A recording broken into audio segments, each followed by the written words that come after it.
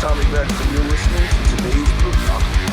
This is Mark Metcalf, and you are listening to today's Boondoggle with Bailey on Domain Cleveland Radio. You are listening to today's Boondoggle with Bailey on Domain Cleveland Radio. Yes, Kato Kalin listens to this all the time. Welcome to today's Boondoggle. Now, here's your host.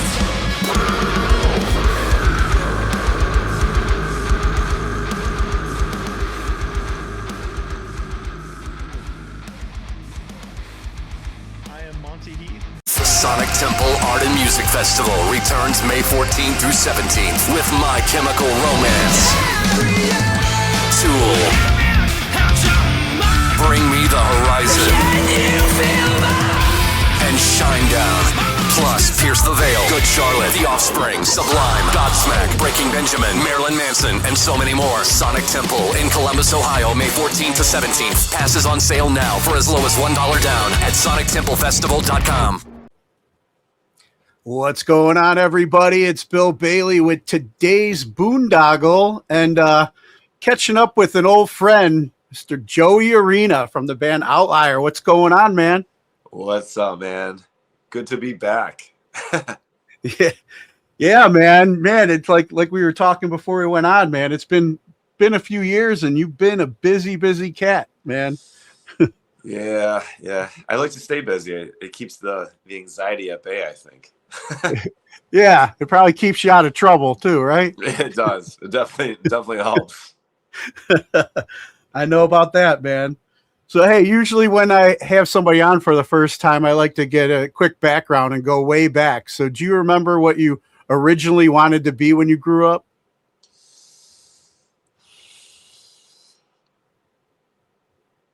No.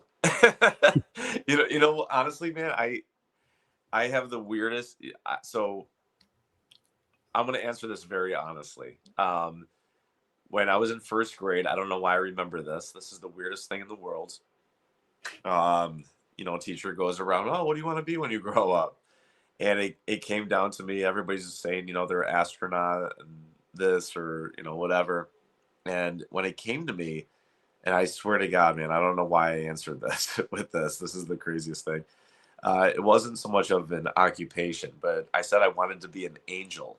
I swear to God, I replied with that. And she's like, what? And I go, yeah, I just want to be an angel when I grow up. I feel like it'd be dope. It's like, but that's how I answered that. So like when you asked me that question, I didn't really have a set thing, to be honest, man. I kind of just coasted through life, I think, for the most part. I was very social, and I was an art and music major growing up.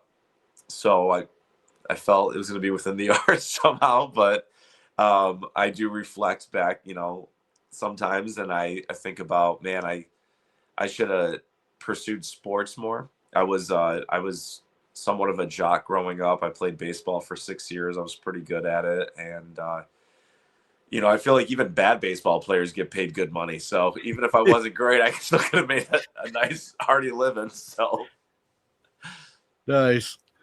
Yeah, so maybe you're still kind of pursuing that angel dream though, because you don't know how many lives you're touching with your music, Maybe, man. I don't know. I don't know why I replied with that. I had no idea where that even came from. But I am answering that completely honestly, so it was very weird.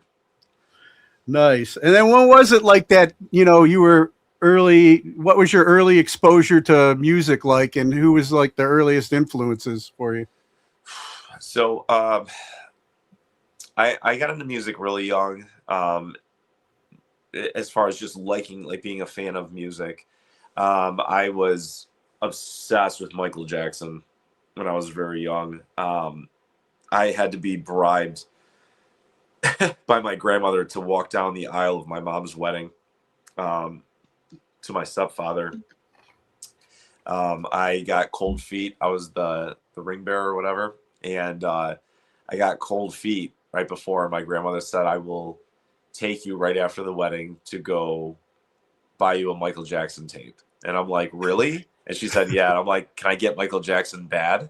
because Bad had just come out, and I was not allowed to have the Bad tape for whatever reason. She goes, "Yeah, sure, whatever." So like, so I walked down the aisle, and then So then you moonwalk down the aisle, right? exactly. Nice. Nice. So yeah, that was, as far as like being a fan of music, I liked a lot of Michael Jackson. For some reason, I liked Tupac too when I was really young. But then when music came around for me to like pick up a guitar and really get into like being a musician, it's a cliche response, but Kurt Cobain, man, it's just, I don't know. Like my friend introduced me to Nirvana. I was 9 years old, and it like rocked my world, and that was it. I just was obsessed with Nirvana, and it picked up, guitar right after that, and the rest is history. And ironically, back in the news, I know. Kurt Cobain. And it's so funny. I wonder who didn't see that coming. So exactly. God. I had the Kurt and Courtney documentary when I was really young on VHS, and I'm like, young. I'm like, how did people not see this? There's no way. The writing is different. He was so, he was all drugged up. There's no way he could have pressed that. Dude, I was like this. I was trying to like break it down in my head as like a young kid, like a young fan of Kurt Cobain. And then you said, you got a guitar and you started playing, but what was it that you kind of started, like kind of working with others and taking the, hitting the stage?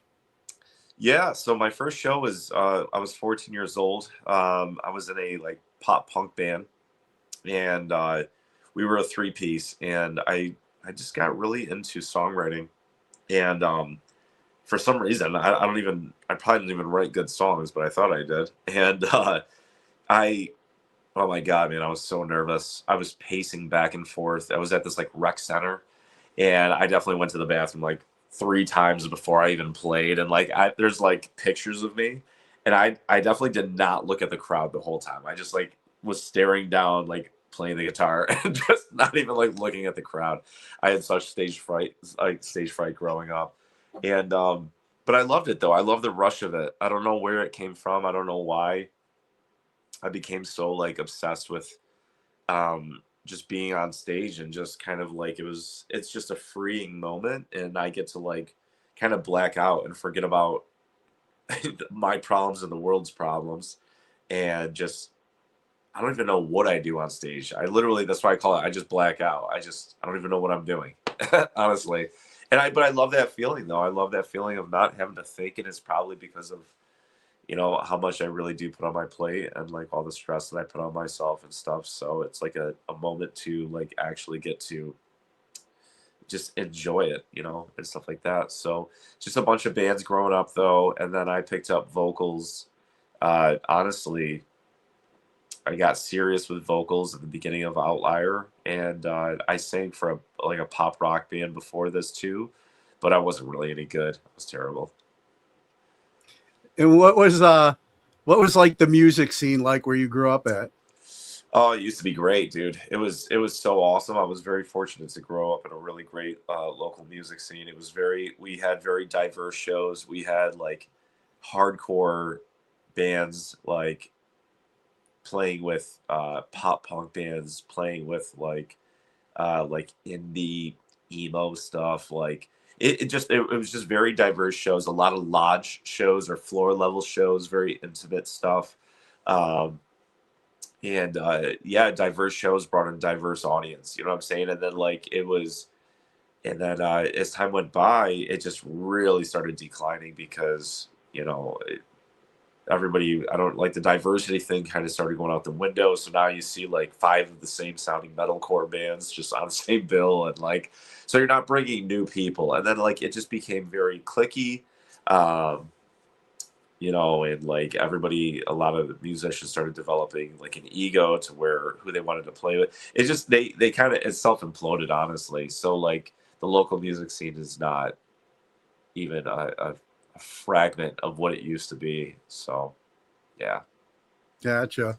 And then so then when did Outlier come together for you?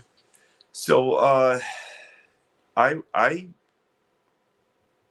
Outlier started off as like a studio thing, and like I started tracking like demos in like 2014. Also, excuse this nasally thing I got going on. I got like this sinus infection or thing going on. So if I sound like ass, forgive me. Um, but Sound great, man. thanks, buddy. So I actually Cleveland. I wrote in I Outlier was birthed in Cleveland pretty much. Like that was like the first. All the first demos were cut in Cleveland and in a little studio apartment, and that became 2014, 2015.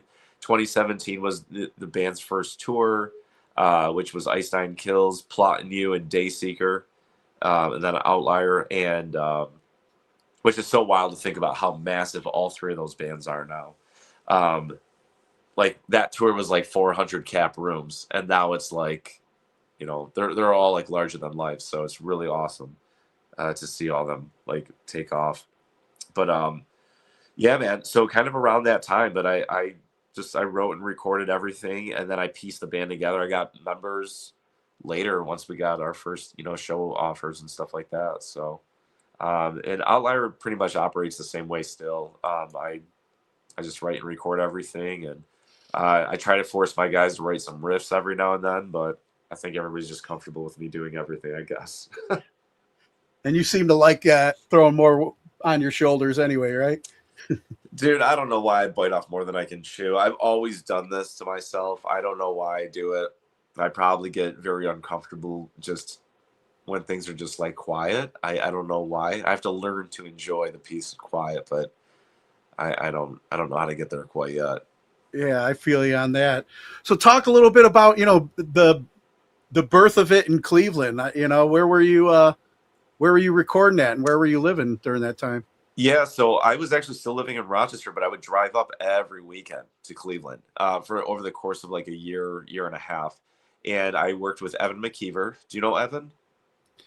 Name sounds familiar. Yeah. Yeah. And then so Evan, he lived in what is that, Fairview Park over there? Okay. Yeah.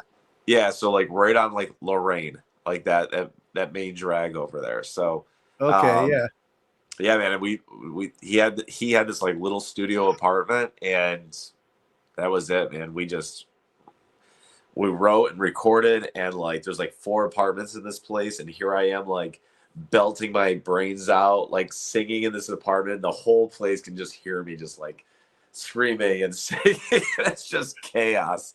So sometimes you just hear like somebody pounding on the wall telling us to shut up, and it was a really fun experience. It was the first time like I ever not been in like a, you know, a big studio, and like, you know, it shifted my thought process on like how to like write.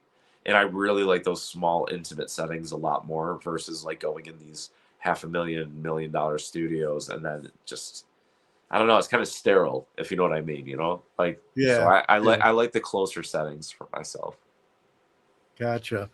And then as it came together, then, I mean, where were some of the earliest places that you ended up playing here in Cleveland?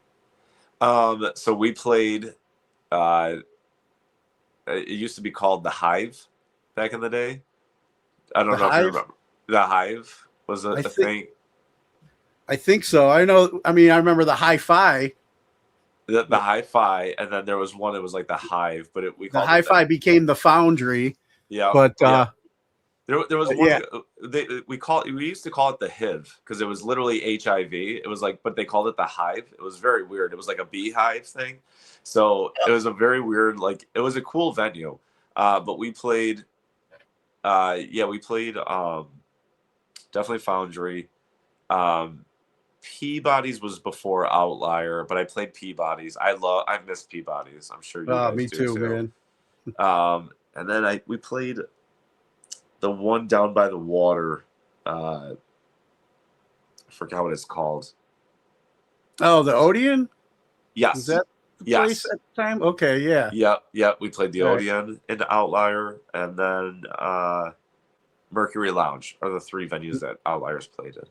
Okay, yeah, I know that was the last time I think you guys were here was Mercury Yep. and Yep. stuff. Yep. But yeah, so we were talking before going on how we met at CB Entertainment's Summit Fest a couple years back, and like, have you guys done work with Chris previously?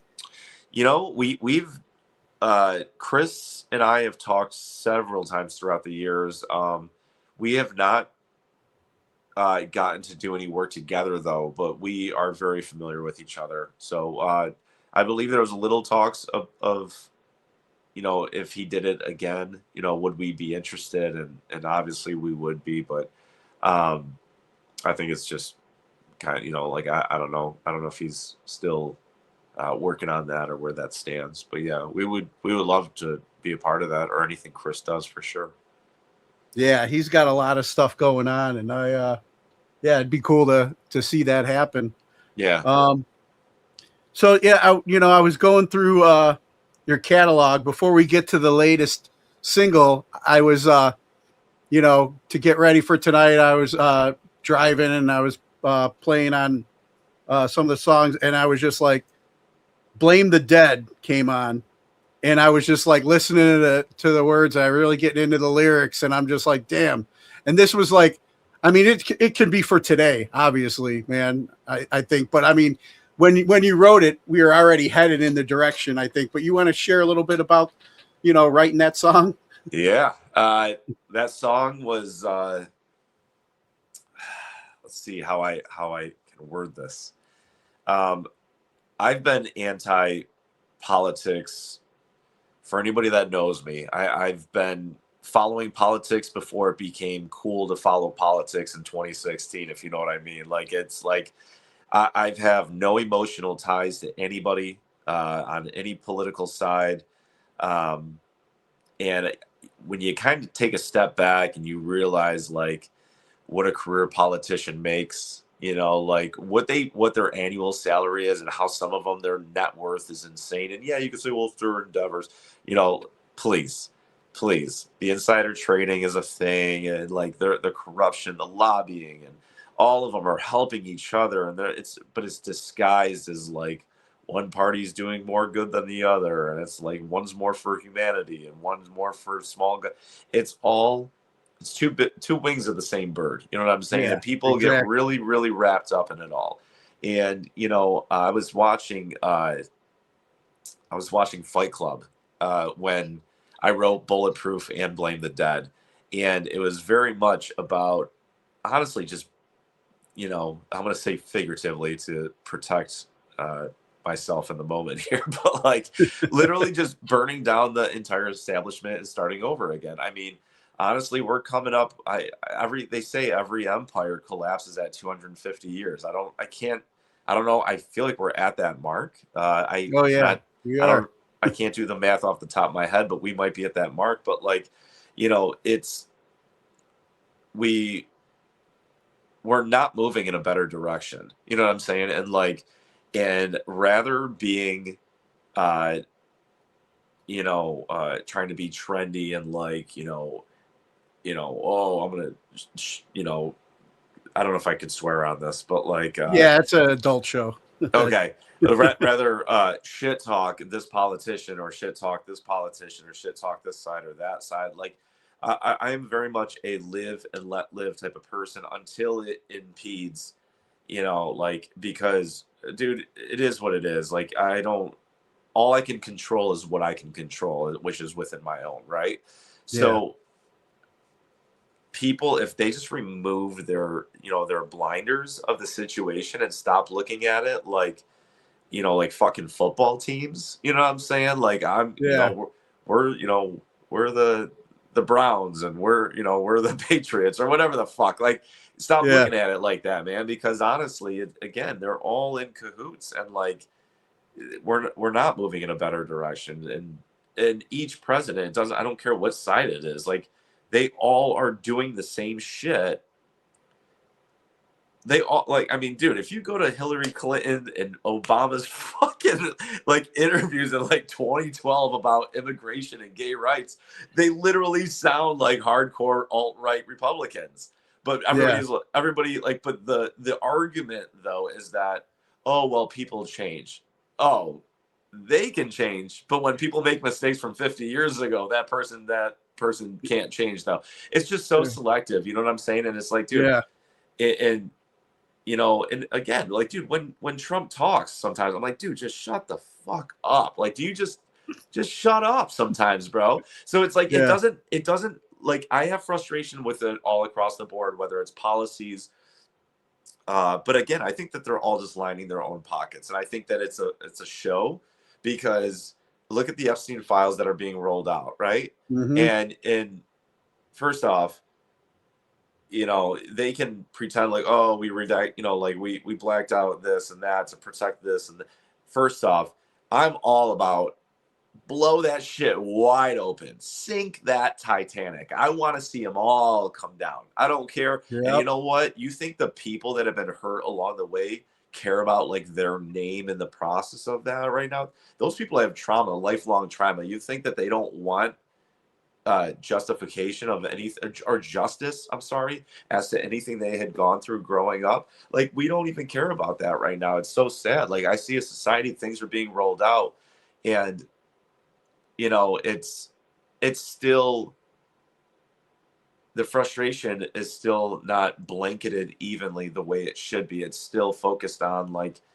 identity politics. You know what I'm saying? And I just hate that, dude. And I really wish that people can remove the blinders and we can just look at each other as human and unity without pushing our own bullshit down other people's throats, because it's culty. All of it's culty. People didn't like when born again Christians and like Jehovah's and all this are like pushing their religion down their throat. Well, take that and then go to the other side and it's like, well, you have to accept me for me and this and that. It's like, dude, just stop. All of it, stop. Because like, they don't, like, government doesn't want us united, because there's so many more of us. And you know, I saw something today, and it really put it into a shorter sentence, but it was you know, they want a civil war because they don't want another American Revolution. They don't want a revolution. So media is playing a part of it, whatever side you're on, they just feed into it more. And then, you know, your political parties are feeding into it, and they want the division. And then you got all these, like, it's not just like left and right. You got like subgroups too. It's like music genres. You got all these like subgenres underneath it. And then everybody is so divided, even within their own parties. Like you see both parties kind of also eating each other a little bit more of one than the other. But like, that's just how much division there is. You know what I'm saying? And it's just like, dude, you like remove the fucking like the identity politics of it all and literally just come together.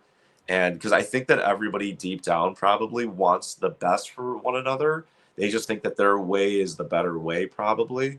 But like, yeah, man, this Blame the Dead is really about like, it's about repeating history, because we don't learn from our mistakes. You know what I'm saying? So history repeats itself. So, and then blaming the dead is always kind of like, well, it's like people who like, well, my dad was a serial cheater or a drug addict, so I'm going to be a serial cheater or a drug addict. You know what I'm saying? So it's like, people are always blaming the past as to why we are today, versus just kind of like nipping it in the butt and starting a brand new cycle instead of like having break the chain. Yeah, dude, it's like generational trauma. Well, you need to like cut that and like keep it in the past, learn from it, or it has already been learned from, and enjoy that it's not like that anymore. And then just keep working to being better as a society and then as an individual. So, yeah, I belong to no political party, you know, and I come from a very neutral place, and I think it's not black and white like people make it out to be. It's like practically all gray area, but people live very narrow-mindedly, like in their politics, and that's kind of where it is, man. Because I think that everybody pretends they're about humanity, but I'm not seeing it. You know what I'm saying? So there's no forgiveness. There's no trying to understand one another anymore. There's like, you can't be partial humanity, and then like again, not like it's like there's too much contradiction and like hypocrisy within it all on both sides. So Yeah. it's just frustrating, man. It's really frustrating because and you can't even address anything anymore without somebody going like, like if you're, I remember somebody tried to like, this was like recent. I came from a general statement because it's a current topic. Well, it was a current topic, but like the Super Bowl, I say the same thing every freaking year, dude, over the last decade. Like, I want more rock and metal. I'm a rock and metal musician. I want more rock and metal. Like, Yeah. listen, Prince was amazing. Don't get me wrong, but I want rock and metal, not, like Prince was good, but that didn't scratch the itch of like a fucking Metallica or, you know what I'm saying? Or like somebody like that. Like, I want to see like iconic, legendary, Foo Fighters, whatever. A lot of people brought up really good names, but I made a post about this. And out of the 100 responses and reactions, there was only 2 people that tried to make it about something political and politicize this. And I'm like, bro, this is not a dig to the current artist. Like, it doesn't. I said this. Yeah. The Why year do you before. hate Bad Bunny? You racist or whatever. Dude, meanwhile, my sister, see, and this is the problem. Rather people try to fucking understand. My one sister's been married to my brother-in-law, Chris, who's Puerto Rican. They've been together for like 30 something years. You know what I'm saying? My nieces and nephews are Puerto Rican and Italian. My other sister married a Dominican. Her kids are half Dominican, half Italian. And then she had a baby with, well, it used to be my old trainer, this guy, Gary. Gary's black. So my niece is half black, half Italian. Like, bro, shut the fuck up about that shit. Like, you don't even know me. Like, as you sit, like, white as shit, like, judging from afar, and you're like suburban fucking house. Like, shut up, bro. Like, you don't know me. You don't know what my family diversity is like. Like, please. I posted that. None of my Puerto Rican nieces or nephews even thought that in the slightest. You know what I'm saying? Like, it's always the white knighting and the virtue signaling thing is fucking, it's nauseating. Like, and you're speaking without even really knowing. You know what I'm saying? Like, and I literally just said, like, dude, like Spirit Box, and I made examples. Spirit Box just played the Grammys.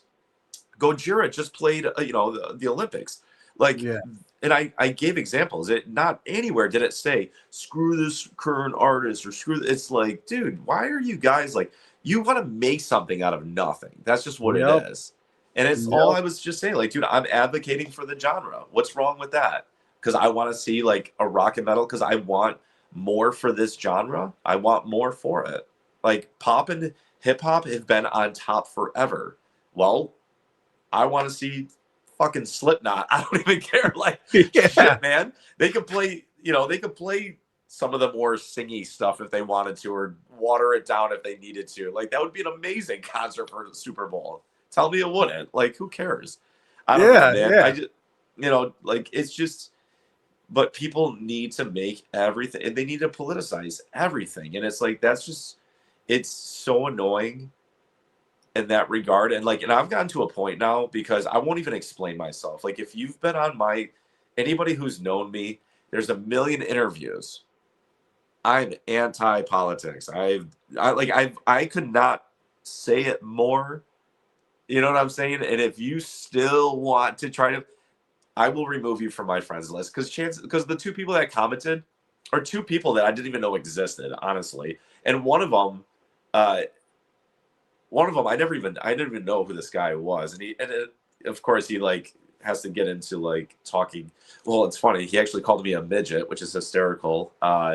Given, I mean, granted, I'm not tall. I'm 5'9", but still, I'm not.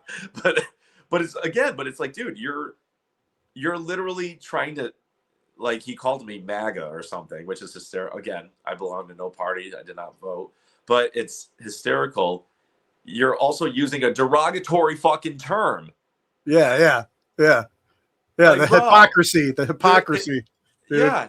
So stop acting like you're better than people. Like, you're not, like, then you're gonna sit there and call me a derogatory term, which you know, again, I'm not tall, but I'm far from the legal height of what that would be considered. But like, Yeah. but You it's can like, still dude, get on the rides at the amusement park. and shit, yeah. exactly, man. You know, like I understand I'm an average height. I get it. I'm an average Joe, whatever. But it's just like shit like that, man. It just tells me how far gone so many people are, you know, Dude, and like totally by design, man. It's just like, it man, is, they've bro. just been like, you know, social media and everything now at a screen, and we're just like, dude, MKUltra to the max, dude. Bro, right there, You know? dude. I always say it, man. COVID was more than just, you know, just the virus. It was a fucking psyop. The way they handled that, lockdown, don't talk to anybody, don't talk to your family. I mean, it literally was that point and on. Mm-hmm. It's more than just the fucking cold, bro. It's more than just the flu. Like there's something more that happened as a society. I live in downtown Rochester. Everybody is angry. There's no chivalry anymore. There's no holding a door for no matter if it's the same sex, opposite sex. Nobody wants to fucking talk to anybody anymore. And everybody's just like, nope, I'm in my own world. Fuck you. And like, it doesn't matter. And it's like, to me, like, it's so funny you say MKUltra because, dude, it really is, man. Like, there was a complete mind fuck that happened. And the way that happened, the Stockholm syndrome that came about for so many people. And I analyze it from that side of it because I'm very interested. Like I mean, it's kind of a New York thing, but we stare at each other a lot. We people watch, you know what I'm saying?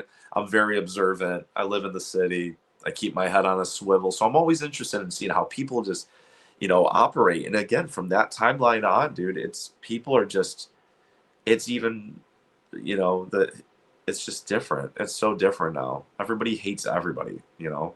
Yeah. And it sucks. So I don't know. I don't think there's a way we can even get back from it, to be honest. And I think that when you look at societies and empires and the way that it happens, you always have this moment where everything peaks and then boom, there's just this leveling factor as to whatever that is. Like, we are coming to a head, you know what I'm saying? No matter what it is. And I don't know what that looks like, but I obviously hope that we come out on the better side of it all, but I really have very little hope for humanity at this point. Just people are not willing to just be an individual. You know what I'm saying? And instead they got to brand themselves with a title. And I think that, you know, I get that we are tribal, but together we could be a massive tribe. So, you know, Yeah. I rambled so much on this, but yeah, so Blame the Dead is really about unity. Long story short, and it's really about just my anger towards the people in power, the corporations in power, and just how fucking evil it is, man, across the board. Oh, trust me, dude. Me and you are on the same wavelength on a lot of shit. I don't want to take you down too many rabbit holes off of Rashawn will be pissed at me if we don't cover the topics. But yeah, dude, I mean, come on, AI's coming out, you know, everybody was sick. We need less people. You guys kill each other off. We'll have the robots handle everything, Right. and the elite will sit there and get fatter, dude. Yep. I've had some episodes that have been taken down since that time period because we're not allowed to critical think and talk out loud, you know, about certain things. Free thinking, bro. It's going out the window. They don't want people to do it.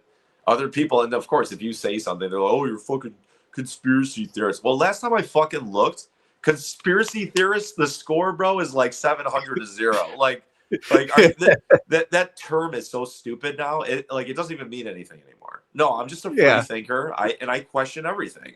I question every single thing because what I see, it's usually the opposite is like the truth of whatever that is. So when something catastrophic or something happens in the news, I have no reaction to it because it's always like that initial sting is what everybody emotionally reacts to. And then a week later you go, oh, this is what led up to this though. And here's the other things that are, and they just slowly trickle more to the story. But by that point though, everybody's already forgotten and they're on to the next thing. That's the other thing too, is people have the attention span of lab rats. So they're just like, you know, they're mad about something today and they're mad about something else tomorrow. Yep. And conspiracy theory was a weaponized term by the CIA, but I digress. That's true. That's so true, bro. So true. I don't want to become the Alex Jones show, but I know they're gonna go, oh, Joey Arena's Joe Rogan. I'll have you back for when we do specify on that type of I topic. love this shit. I don't even care. There's a lot of things I don't put weight into, but I find it so fascinating. Like I love entertaining all of it because I just, again, to put your faith in man when man is so corrupt, why would you believe anything they say at all about even history? I mean, the Yeah, history yeah. book. Did you know? Like, I heard that the history books now they don't even really teach the American Revolution anymore. Like, the American Revolution was my favorite war growing up. I was a huge history buff. Now I hear that they don't even teach it anymore. Well, why? Yeah, Like, exactly, because they want part two. You know? right? Oh, conspiracy theorists. I get such a kick out of this stuff, man. I love it. So back to the music. I wanted to ask you too about like I said, as I was going through the shuffle, and I remember reading something about when this came out as well, when you Arena and the Heartless song. It's more like a synth type. Is that like a side kind of thing, or you want to talk a little bit about that? Yeah, so we have two versions of Heartless. Obviously, we have the regular rock version, and then I did a cross promotion with it. I collaborated. It was to introduce my solo project more into the Outlier fan base. I started a solo synthwave thing like actually during COVID. It was like prime time. Just because we were sitting on our asses, and I was like, well, I've been wanting to do this for years. I'm just going to take this time now to do it. And I came out originally with a cover of Van Halen's Dreams, and then that Sammy Hagar got behind it. He endorsed the project, and like completely just right out the gate just gave me this huge push. And then I decided to keep pursuing it, and then some of the Outlier fans like the Arena stuff. So I just did like a fun collab for it. And I thought Heartless being a pretty melodic song, it would translate well being like a synth pop rock style song. So Gotcha. And like we were saying at the beginning, it's like how busy you've been. You've been out there grinding, man. You've been making connections and networking. Let's talk about the single Warriors that you got to do with Chris Motionless. How did that collab come together? So Chris has been a pretty strong advocate for the band. He's, anybody who's paid attention to that relationship throughout the years. He put us on his Octane Takeover way back in the day. During COVID, way back in the day. So during COVID, and that was our initial introduction to Octane, and he put our song "Buried Me Alive" on there. And then throughout time, we had just built and maintained a friendship. But we have a shared producer. My producer, JD, one of my producers, JD, is one of Chris's producers, and JD was the guitar player of Vice 9 Kills, like forever. And he's beyond talented. He is a music prodigy. And JD is all about bringing friends together. He is the guy that likes to host, have people over and stuff. So just throughout time, just in passing or whatever, Chris would hear some of the Outlier demos, and I had just finished tracking Warriors, like all of the parts, and JD had shown Chris, and I don't know what exactly was discussed, but JD looks at me as I'm in the studio and he goes, "How would you feel about having Chris on the feature on this track?" And I go, "Yeah, absolutely, no brainer." So Yeah. So Chris came in and he tracked the parts, and just Chris genuinely liked the track, honestly. And I Chris is the type of dude that will get behind something he genuinely likes. And yeah, I mean, he we did the video too. He was just such a trooper all along the way, man. So he's been great, and Chris is always looking out, man. He's a great friend, and he's just always looking out for me. So I appreciate him and his friendship. That's awesome. And then, I was checking out the videos for that and some of the other songs, and saw Crown, your single Crown. Yep. How do you, is it Varsity? Is Varsity, or how do you? Yeah, it's Varsity. He It is Varsity. All right. Yep. Yeah. And I liked, what I liked about the video was like the nod to Bill and Ted's, in there. Yep. Exactly what great. that was, man. Yeah. So that was a fun one. The message behind my songs is most of the time usually not what the video is about. Like the video, I'll make like a whole fun concept for the video, and it'll have nothing to do with the song really, or it might have like this mild connection. But there was for Bill and Ted, it was I mean, Joey came out on tour with us, Joey from Varsity.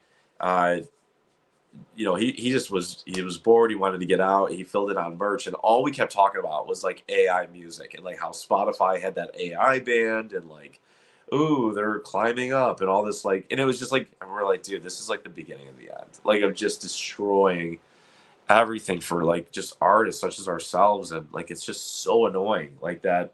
And then you get people that can't even tell the difference anymore, and they're like promoting these like god awful empty songs.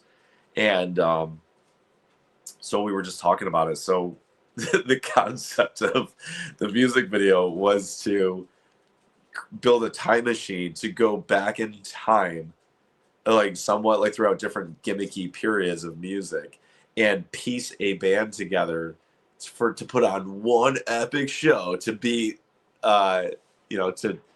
to combat AI music or like whatever it was. But obviously I don't have 2 hours to tell an entire story. I only had 3 minutes and 30 seconds, but that was the plot of it all, was like to really just, it was to do the Bill and Ted and to like compete against like that. So we took kind of like a couple different eras of music that we felt was more like, was very image based, so you knew of those time periods, and we made a super band out of it. Nice. Yeah, that was great. All right, so now we got to get to the latest single, man. Bringing back Superstar by Cypress Hill and adding your own twist to it, but also keeping Cypress Hill involved with Sen Dog. Let's talk about getting that collaboration together. Yeah, so I worked on this track 3 years ago, actually, and I've been wanting to cover it for years prior too, but now for some reason I felt it was the time to release it. But Sen Dog came from a friend of a friend introduced me to. So, I'm sorry. Me and Sen have a mutual friend. He introduced me to Sen. He pitched the idea. Sen was about it. So that came very natural. And then for the third verse, we were trying to figure out who we can have when we were in the studio. And JD, my producer, has also ties to Hyro's team. So that came very easy as well. Hyro just came in on the third verse. The creative process was paying complete respects to the original track, but slightly making it my own, adding some modern production, and just kind of see what I could do with it without veering too far from, everything that people grew up loving on the original track. And I grew up on the song, man. It was massive when I was growing up. Like, I say it, like you couldn't find a radio station, like a pop or a rap or a rock radio station, that was not playing that song. And it was like 10 times a day, man. That song was like, it was nonstop. And it was like in Training Day, and Little Nicky, like the song was huge. It was massive. And so I just loved it. It was just such an awesome, it was just like a great track, and it just takes me back to that nostalgic period. And, and they kind of were like they were influential because they were already genre bending before it became like really, really cool to do that. You know what I'm saying? So Yeah. I respect Cypress just for being just OGs and doing whatever the fuck they want. And I love that. I love that about them. And, you know, it's more than them just being talented. It was really just what they did. And I love that. That's just how I am. You know, I've been Outlier is a genre bending band. Like, you know, and when people would be like, "Oh, dude, you know, like, well, what's the identity though? You got to hone it on like the identity. Like the identity is doing whatever I want. That's the identity. Like I'm a creative person. If I want to write something heavier, I'll write something heavier. If I want to write something melodic, I will do that. Like I will if I want stuff that's like prog metal introduced, I'll do that. Like I'm not going to sit here and write 10 of the same song. Like, you know, it's just I've never been that person. So Yeah, I feel you on that. I mean, with the podcast, I've had people say, dude, maybe you'd get more like follows and listens if you like stuck to a program or whatever. And majority of the time I'm talking to musicians and interviewing Right. musicians, but it's like, you know, I'm retired Navy. I get a lot of veterans on here to share their story and their experiences. I've had like UFC fighters. Dude, I'm That's big cool. in the conspiracy world. I had Flat Earth Dave on here, for Christ's sake, and it was one of my most viewed friggin' Sure. episodes, Sure. you know? Yep. But it's just like I like talking to people that interest me and hearing their story. I'm doing this mostly for me. Yeah, would I like it to get more follows and get more streams and all that in today's world? Yeah, it'd be great. But I'm not expecting Joe Rogan paychecks to be coming in anytime soon, you know? Well, dude, it's But I'm having consistent. fun. It's consistency, man. And like, you know, I think the biggest thing is like, you know, diversity. You know, like I like diverse tours. I like diverse shows because diversity brings in a diverse audience. You know what I'm saying? Like Joe Rogan doesn't have a niche. He just talks to whoever he wants to talk to. Like that's what makes his show so entertaining. And he even says it. Like, dude, his show didn't blow up overnight. He's been doing his show forever. So like I mean, if you enjoy it, then it's just about consistency at that point, you know. So Yeah. it'll break for sure. And what's funny too is just like, you know, it's like, I mean, we're having a conversation, getting to know each other better. We have some things that we definitely have in common and are into. And like I became friends with Rich Beto, who was like the original drummer for Finger 11 and drum for Saint Asonia. And he's a big UFO guy. I found that out just having a conversation with him. Yeah. So I recently had this dude that was all about UFO abductions on, and he's like, "Can I be your co-host?" Right? I'm like, "Hell yeah!" I brought him on, and we got to ask the UFO dude questions. It was fun, you know. That's awesome. That's so cool. Yeah, dude. I think that like, you know, everybody again, individuality. Everybody's got their own beliefs and stuff, and they're like, I'm so tired of people damning people, you know, because it sounds far fetched and this and that. Well, like, why? Like, why? I think that life it's so magnificent. Like it's like fantastical. Like everything is just big. You know what I'm saying? Like, why should you not question anything? Like, I don't know. I don't know. I like those shows the most. I don't like hearing the same person all the time. Like there's a million musicians with podcasts and I don't even listen to them. You know what I'm saying? Like, and I'm in that field, but I don't listen to them. Like I have very little desire to hear about what every single vocalist may think or what every single guitar player may think. Like, I just don't, you know, I don't know.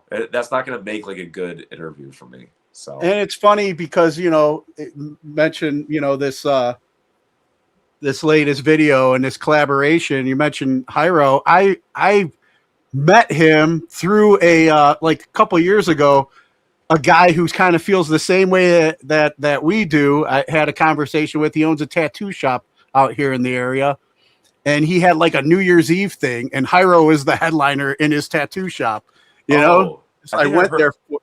I heard about this. Was this fairly recent? It was probably a year ago or something. Yeah. And had my friend's hot box on the bill and everything too. Gotcha. You know, and it was he was the headliner at the signature tattoo New Year's Eve party. And I was like, dude, how are you doing this? And he just had like this basement, and he brought them all in and had like a little show in the basement. It was cool, man. I love Hyro, dude. He's he's kind of like us too, by the way, like personality wise too. He's awesome. He's awesome, dude. He's Yeah, no, he seemed like a really good dude. we had great conversations. Now that the music video too, I was curious about the locations where you guys filmed that. Yep. So we filmed it. Sorry. We filmed it in Vegas, and the indoor stuff was just at like a studio where you shoot music videos, and all of the desert stuff or like mountainscapes were one was in Red Rocks. I love Red Rocks out there. It's a very I call it a spiritual spot for me. You have no phone service and you just walk up the mountains. And I always, every time I go to Vegas, I take a few extra days for myself out there. And because I love doing I don't do the touristy things. I love going to the mountainscapes and Hoover Dude, the Dam. energy is just different, man. It's just talk about grounding and recharging your soul. Bro, dude. You know? Amen, brother. Like it's like when I'm out there, I feel like this, fucking small in the world, and just seeing how big and beautiful everything is, dude. It's just like it's incredible. It's just it truly is like a spiritual place for me. And so we shot one of the scenes there, and then the other scene was like a dried up lake bed, like south of Vegas, and we caught that right as the sun was going down. So it was a long day, but we utilized every single location we could. It was great. Nice. Yeah, I liked it. Came out good, man. Thank you. And as we were talking, I mean, you guys have been killing it with the streams, building the follows. Does that go back to, like you said, the consistency and, just putting out new music and working and stuff? Yeah. So the consistency. So this year we're going to be doing, since fourth quarter of last year on, we are really focusing on consistently dropping music now. Outlier had never really done that. I have been overly strategic with all of my releases to where I would only drop 1 or 2 songs a year. But we would tour, but I would really put so much into these releases. And now I want to drop more music and try the consistency game and see what that does for us, and and try to just analyze how that can help the growth of the band. But I don't want to sacrifice the quality, though. You know what I'm saying? It's still quality over quantity at this point for me. It's always going to be that way. But yeah, dude, I still believe the old model, though. I still believe that you do need to go out there and tour, and you need to suck until you suck less. You know what I'm saying? And you really need to just go out there and build up hard ticket sales. A lot of people are so fooled by the TikTok number thing. It's hysterical to me. You got promoters losing their asses because you got these people with 1 million followers on TikTok, but they can't draw more than 10 people at a show. So it's I don't even think our numbers do not reflect what we pull live. I think we are a band that really tries to have a concrete fan base and build up a cult following more than really focus on being the flavor of the week, And I believe that social media is a tool when used properly. But if that's all that you're basing an artist on is metrics that you can literally pay and flub, then it just shows me how disconnected, even more so, that the people that run this industry have no fucking clue as to what's going on. And the music industry continues to be ran into the ground. So these guys, because it's all ran by, most of the time, dudes that don't even play music.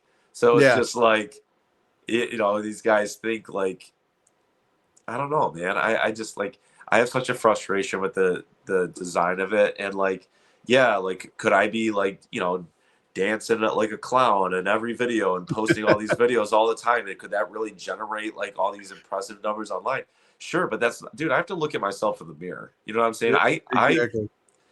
I don't take myself serious, but I'm not going to be doing these desperate things to grab people's attention on my videos because I still want my music to speak for itself.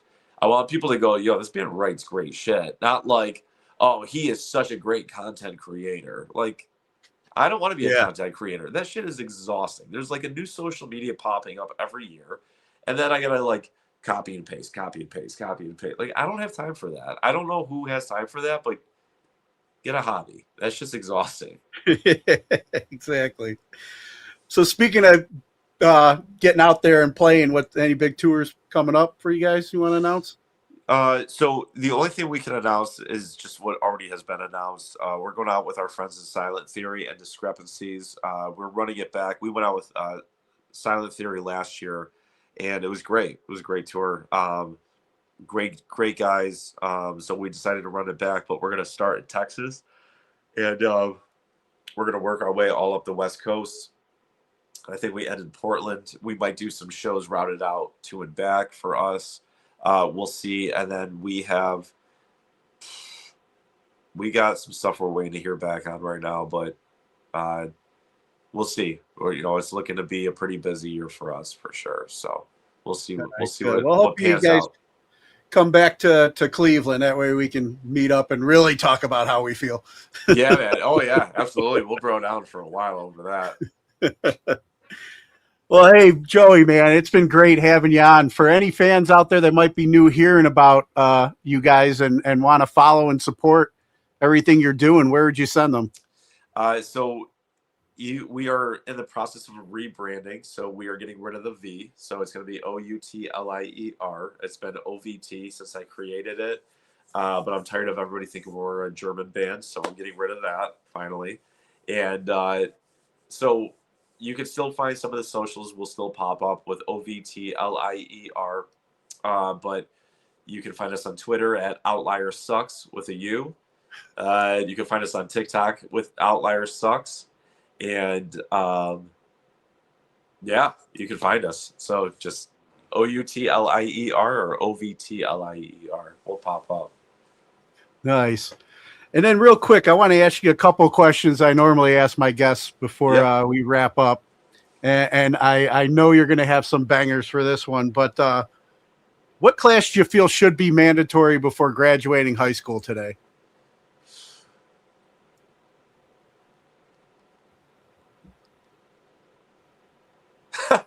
Oh, God. What should be mandatory before graduating? Well, you know what, dude?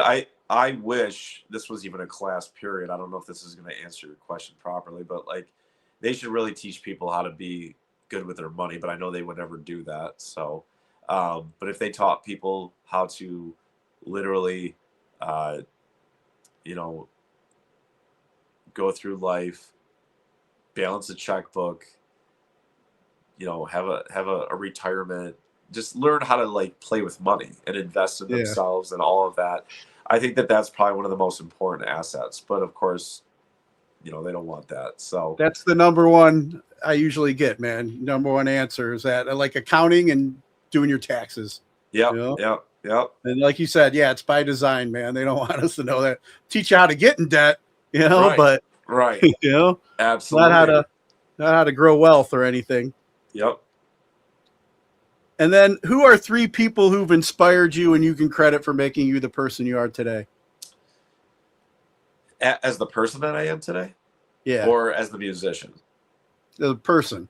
The person.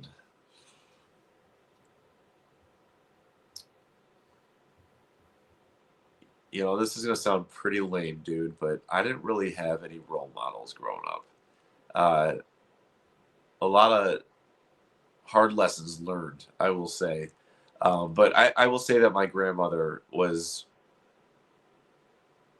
a massive key player in my life. She practically raised me.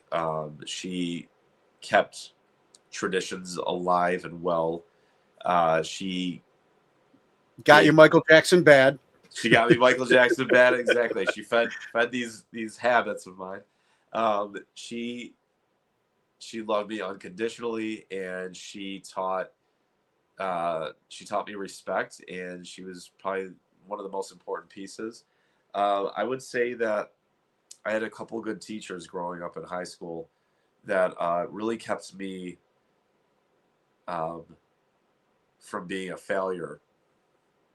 I definitely I went to school. I was not a stupid kid. I just was a social. Like I never went to class. I just loved hanging out with friends, Mhm. and I would never go to class though. So I had this huge referral folder of all write-ups of me being like just written up, and I had really good teachers that would literally pull me out of the commons like if I was skipping, and they're like, you're gonna pass this school, you're gonna pass senior year, you're not gonna be a super senior, we love you, but we don't love you that much, so you're gonna Yeah. pass this year. And so I had some really good teachers growing up, and I think that they were probably pretty influential to me. And I would say that I had one friend too. This would be the third person. I'm gonna lump teachers because there was like one or two of them, but I'll lump them into one person. But there was one person that was probably the most influential. Was my buddy? I had a friend named Kingsley when I was younger, and we were in fifth grade. We were 10 years old, 9 years old, and he introduced me to music, like being a musician. And so that's where the Nirvana thing came from, and then skateboarding as well. So he introduced me to that whole side of it all, and it like literally took my life.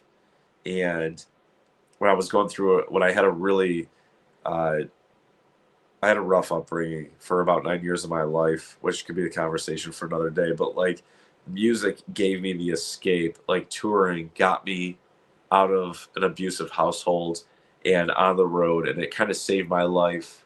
Um, so if I didn't meet that kid, I wouldn't have played music, and I would have never been on tour. That probably uh, got me somewhat out of a shitty situation a little bit more than you know than what I was exposed to. Gotcha. And then favorite toy as a child.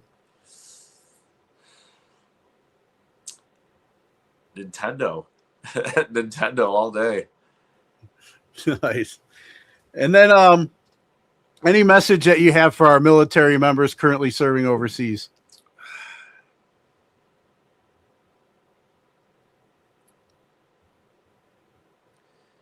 Obviously, thank you. Your courage is,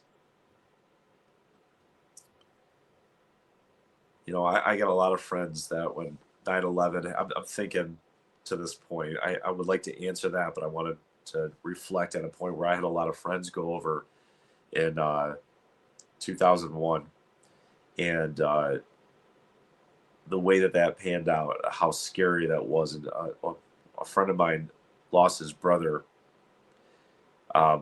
He committed suicide over there because of how bad that was at first for them. And so I think about things like that. And I really don't think that there's anything anybody could really say for them. But I definitely think that they are the most courageous people that we have. And I have a lot of respect for military. I did not know you were in the Navy. Here's a fun fact. I began the process of signing up to be a Navy SEAL when I was younger. And my recruiting officer, I got offered my first tour. And I told him I was really torn about leaving, to be in the Navy. I didn't want to but I didn't want to. And he said, listen, he goes, the Navy's always going to be here, but that opportunity may never come about again. I would do that. Like I would hit the road with your friends and do that. And I'll never forget that. So like, I have a respect for the military as well. I have family that are An still honest recruiter too, man. Those are a rarity. rarity, Cool. rarity. And he Yeah. probably would have gotten some shit Yeah. for that one. So, but yeah, dude, I really wanted to be a SEAL. I was just, I'm a very resilient person, and I wanted that like badass, like that training. I wanted to see what I would be willing to endure and go through all of that. And yeah, man, like I think that the most important thing is for those guys is, they I have a lot of friends that go to war, and sometimes they don't even know, like they know that they're fighting for something, but they don't know all the details. And it's sad. It saddens me. You know what I'm saying? Because of the Yeah. government putting people in power and all this shit. Like, but these boys and women, but like these guys that I do know are going there with the intent of something else, right? Yeah. And it's beyond courageous, but it's also sad to me sometimes because of, you know, they're not getting like the full scoop. I mean, we as civilians don't get the full scoop, but like Yeah. even that, you know what I'm saying? They're just like they are just disciplined people. I have the utmost respect for them, and it saddens me that sometimes these guys are fighting a battle that is only meant to line the pocket of somebody. You know what I'm saying? But yet they think that they're fighting for democracy or freedom. You know what I'm saying? And it's just it's heartbreaking, man. Like 13 hours. I was just talking about this with one of my trainers. 13 Hours is like one of my favorite movies. Like I don't know if you ever watched 13 Hours about the Benghazi shit, but it's just sad. You know what I'm saying? Like just when you see shit like that, and like obviously that's a Hollywood portrayal. There's even more. It's probably even worse than what we know about it, but it's just sad, dude. So like, I know that doesn't give a clear answer as to anything that I say, but like, I would probably say that I see you, and that I respect you, and that you got like that they have a courage that the average individual in this world could never even muster in a situation if they were put into something like that. So you got to respect your military, whether the cause has nothing to do with them. You know what I'm saying? They're just the ones that are carrying it out. But like, again, you want to get mad at the politicians. Yeah, exactly. Get mad at the corporations. But yeah, so I don't know. I know that probably that's not like a clear answer. No, dude, what I respect and love about it is like, because it was well thought out and from the heart. You're speaking your truth. So I appreciate 100% you sharing that. And I know, like, I asked that question because, when I was on my last deployment, like podcasts were new, and I had friends that started a podcast, and I would listen to it in my bunk, just to take me out of where I was at. Sure. And it was like I was back home with my friends. Right. So I hope that when I ask that question on here, there's somebody over there listening to my podcast, and they know that the guests that I have on and everybody hasn't forgotten about them, and that right there, man, I think that's huge. Yeah.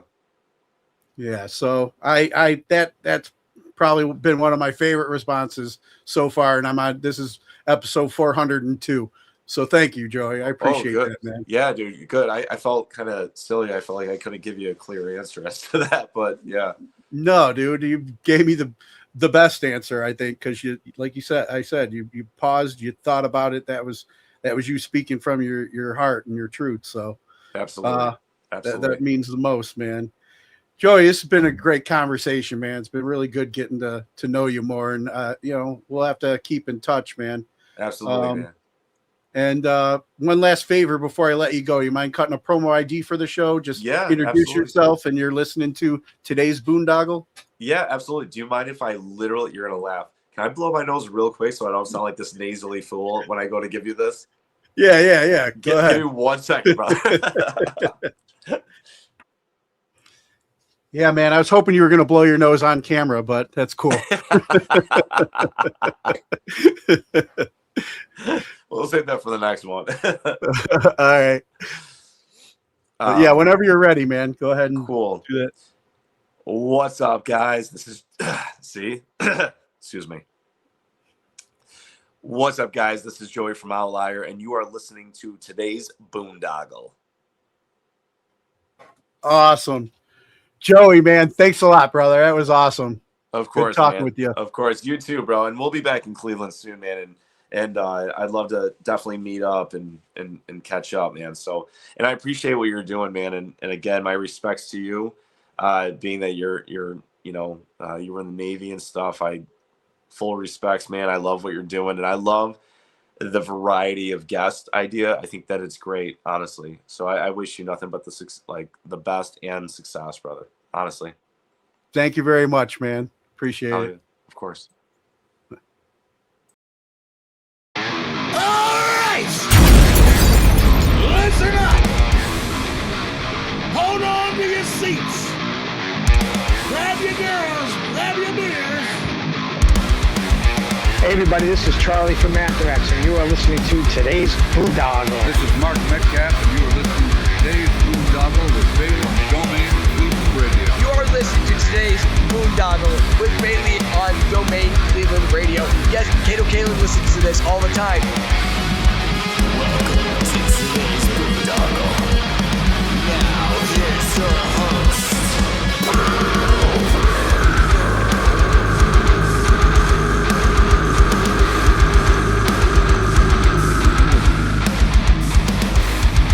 I am Monty Heath, so one Heath, and you are listening to today's Boondoggle. Hey, what's up? It's John from Skillet, and you are listening to today's